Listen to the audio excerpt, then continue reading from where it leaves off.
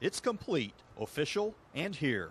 The latest edition of the Sires and Dams, North America's complete standardbred breeding and bloodline reference, is available for immediate shipment. To order, visit shop.ustrotting.com or call 877-800-USTA.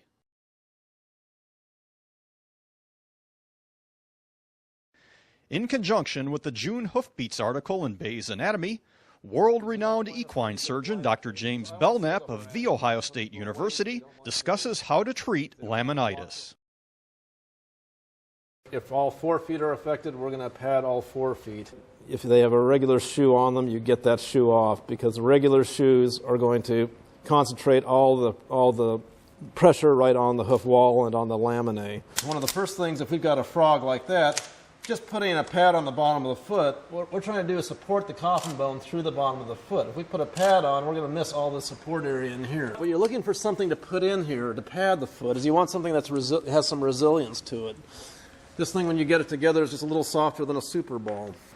But you've got something like this. We're going to go ahead and fill this area up right here so that we have a nice flat area to work on. Again, nothing in front of the frog.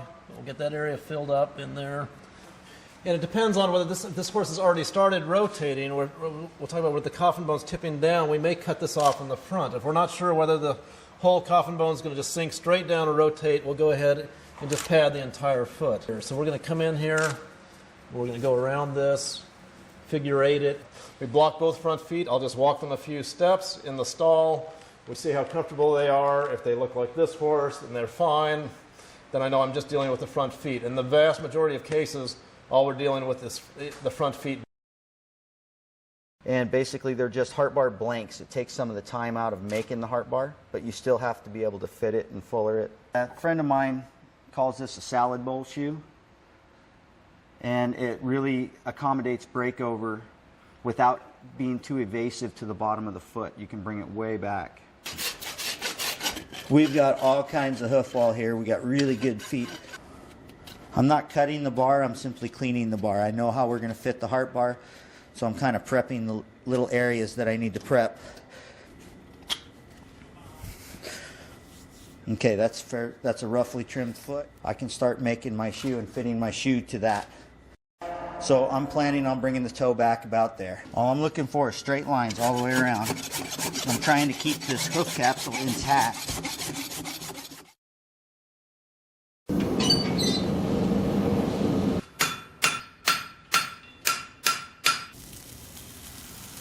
What I'm trying to do is I'd like an even frog burn, just to where it's starting to singe the top of the frog. As you can see, that frog was a little recessed in the foot, but it's a nice even. It doesn't point up, it doesn't push into the frog, it just supports the frog.